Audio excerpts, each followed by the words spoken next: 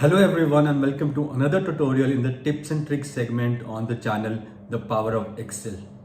In this particular video, we're going to demonstrate how to display the reference of a cell dynamically and then use it for further calculations.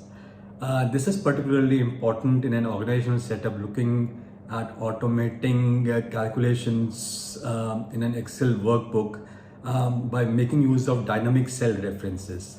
So how we can generate these dynamic cell references and how we can use them is particularly relevant and very important from an organization point of view. We'll use the data in front of us to dynamically obtain the cell references and then use those cell references to perform certain kinds of calculations.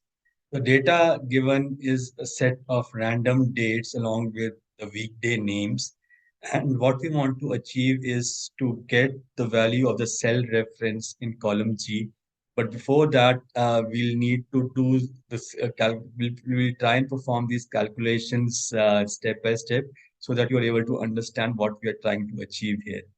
Ultimate goal is to get the cell references here and then use these cell references to get certain cell values in this column H. That is our point of attention, or that is our focus point. So to start with that, we'll first try and calculate the column number in this particular column. Then we'll try and get to the column name here. Then we'll calculate the row number and cell reference, and then ultimately the cell value. So to calculate the column number, we have a function named column, which will give us the column number, and the reference column we use for performing all these calculations is column C, which is the weekday column. So let us use the column function to get to the column number, and this needs a reference point here. And since this is our reference column, we'll take the first value here, that is C3, and close the brackets to get the column number. So as you can see, this is the number that has come out is 3, which is the third column, considering A is column 1, B is column 2, and C is column 3. So if we drag this down, we'll get this column number for each of these values, that is column number 3. Now this is how we can obtain the column number, but we actually need to have the column name, that is in terms of A, B, C, D, and so on and so forth. And since this particular column is column C, so ultimately our objective is to get the value C in this particular column name. So let's perform that exercise by making use of another function, that is the char function. So the char function gives us the value of the column name given the column number. And in addition to using this column number from this cell, since these calculations are based on ASCII calculations and ASCII values, so we'll add a value 64 to this column number which we have obtained to get to my column name. As soon as I click OK, I get the value C here, which if can be dragged down, we get the value C for the remaining rows as well. Now, coming to the next step, that is to obtain the row number. We have already obtained the column number and the column name here. The next step is to obtain the row number. So to obtain the row number, there is a function named as row, which takes a reference point and gives you the row number for that particular value. So since we are talking about this as as our reference column, so we take this value here, that is C3, to obtain the row number for this. And as soon as we click OK, we get the value 3 here. And once we drag this down, we get the other values for the remaining rows as well.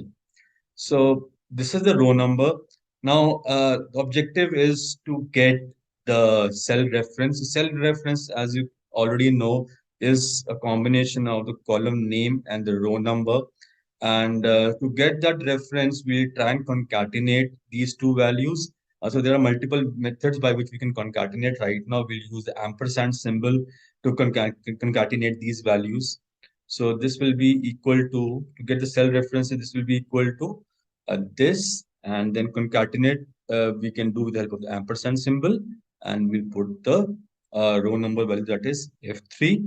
And as soon as you click OK, you get the cell reference as C3, which is exactly where you have this value as weekday. So if you drag this down, you will get the cell reference values for the remaining rows as well. Now we have got the cell references, but these cell references, as you might be knowing, is in the text format. And in case we want to actually get to the reference format, we'll use a function that is indirect to get the reference value in this cell. So for example, let me give you a small demonstration here. So we'll use the function indirect actually uh, get the reference, and we take the cell reference here, which is C3. So what this function will right now do is, since we're talking about C3 here and we are passing it as a reference in this indirect function, we'll get the value Wednesday in this particular cell.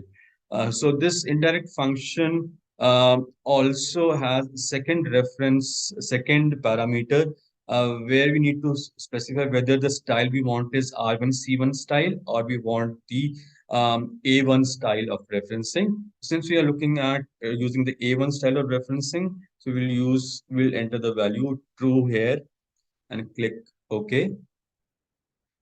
So as you can see, you've got this value here as 43936, which is actually the date value corresponding, or the serial number value for this given date.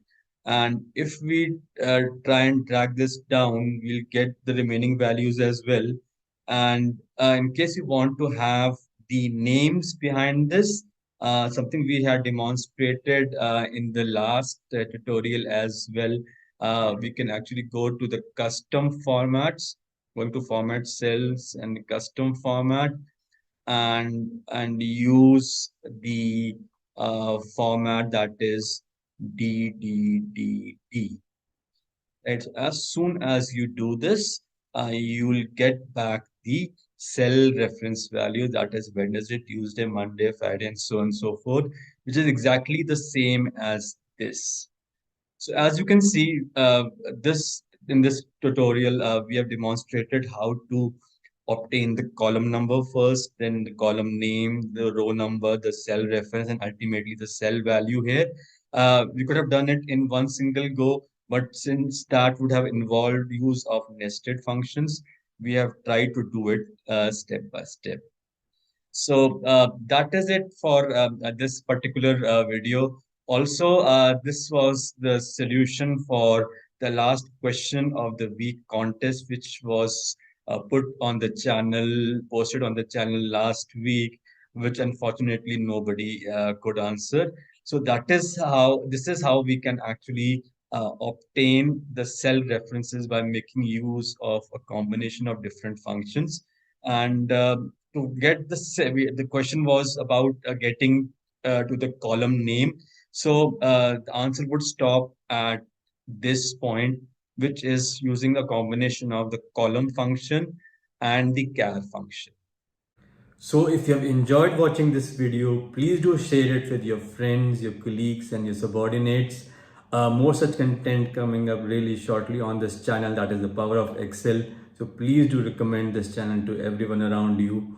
Thank you so much for watching, and see you soon in another video in a few days time. Till then, take care. Bye bye.